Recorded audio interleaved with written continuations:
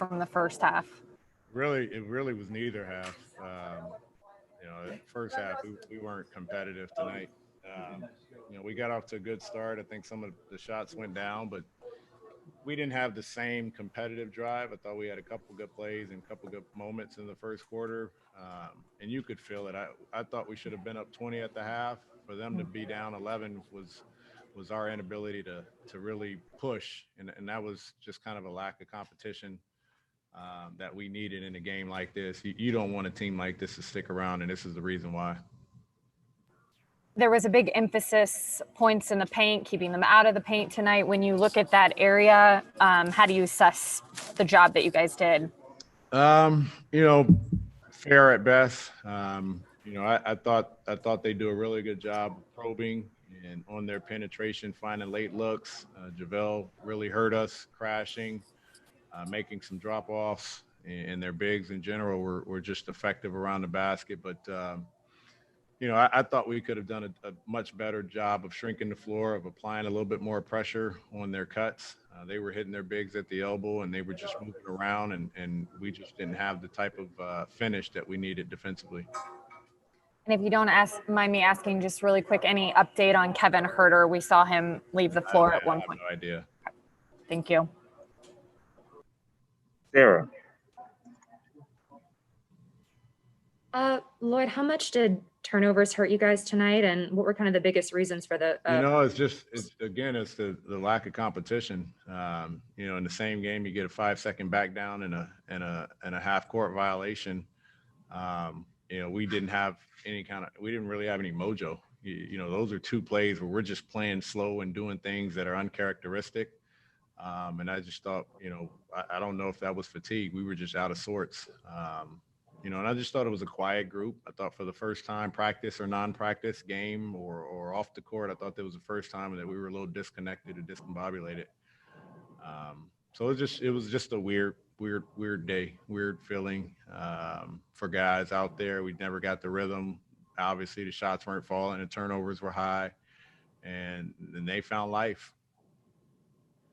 What did you see out of Clint Capella tonight? Carry over. He's getting better every game. You're seeing his activity. 8 offensive rebounds is just pure effort. And, that's a bright spot for him and his activity and him finding some rhythm in some areas that he can be effective. Getting to the free throw line, he didn't capitalize, but being able to get to the free throw line was his activity, a product of his activity. And we need that. We need him to be every bit of a guy that's effective around the basket on both ends of the floor, and we're seeing more and more of that from him.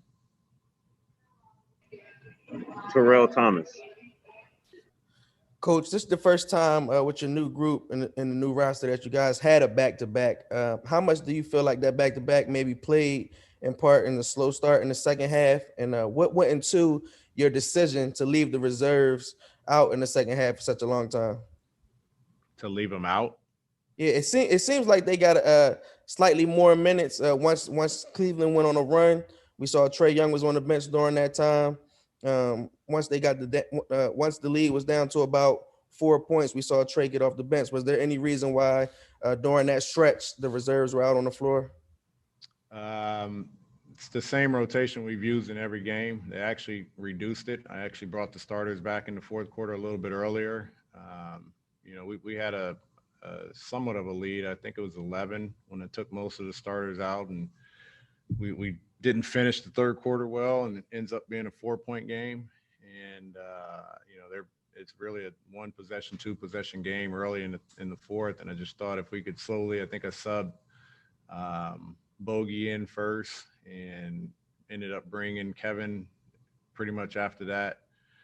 But it was really hard to think that if we just stayed the course when that end of the third quarter run really just evaporated for us. They took the lead, and they got into a point where they were climbing into our guys, and I wanted to get our starters back and see if we had one final push, and it just stayed a 1-possession game until they took the lead, and we didn't have any fight. But we've kind of kept a consistent rotation with when our second unit guys are coming in and when our starters are going out. And tonight it probably changed. Kevin ended up playing a lot more minutes. He was playing well before he rolled his ankle. And so I kept him out there with the starters just because I thought he was the guy that was playing well. Thank you, Coach. Greg Hurd. Hey, Coach, through the first 4 games, Trey's averaged about 15 free throws a game. The last 2 games, he has combined 8. But with this game in particular, do you think there was anything with the Cavs' defensive effort, especially Dante Exum, that kind of kept him off the line? You know, he normally knows how to create them. He didn't get many of those opportunities.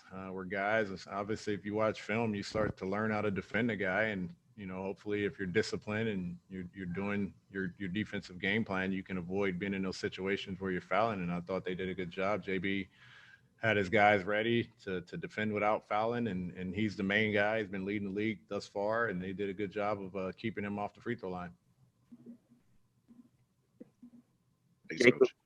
Jacob Roth of CBS 46. Hey, Lloyd, I guess this is kind of a bigger picture question, but, you know, such a great win last night, kind of a letdown game tonight. How hard is it not to read too much into one game this early in the season with, you know, small sample size numbers all over the place? Is that just something that comes with experience, or how do you manage that? Which game are you reading into, the Brooklyn one or tonight?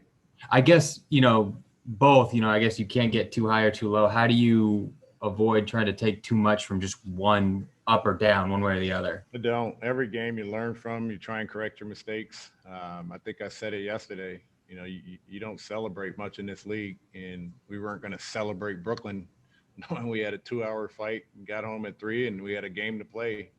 We're not going to pout about losing to Cleveland. We're going to take a day off and we come back ready to go, and we got a game on Monday, and that's just how the flow is. I wasn't celebrating Brooklyn last night, and I won't be too angry about Cleveland tonight. It's a long season. We got to continually get better. You learn some things in a game like this. You learn some things in a game like last night, but you don't hang your hat. You got to keep moving forward. We got a lot of work to do, and we've said that from start to finish, and we'll continue to say that. Thank you. 2 more. Kelly Crawl. Coach, when you say that, to piggyback on that, what do you want your guys to learn from tonight specifically? Stay together. We mentality, stay together.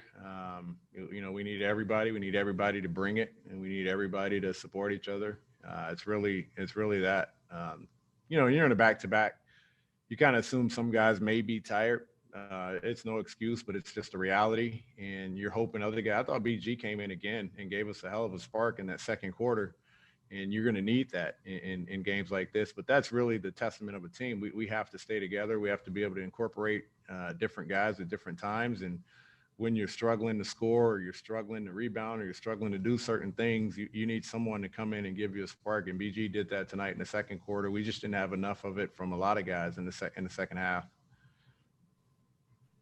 Final question from Terrell Thomas.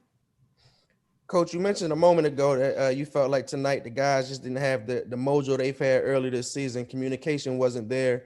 A quick start again, as you mentioned, Monday the Knicks will be in town. What was your message for your team this evening, and what will you be looking for? What will you be looking for out of your team on Monday when the Knicks are here? We got a day off tomorrow and get some rest. It's been a long week. Just got back into town late this morning. Early this morning, however you say it, you know, and when we meet on Monday, we'll get prepared for New York. You know, we'll put this one to bed. That's all we talked about. We didn't really say anything about New York. I haven't seen New York. We'll put this one to bed and watch the film and be prepared for our game plan against New York and what we can do coming off a day off. Thank you. Thank you, Coach. All right, thank you.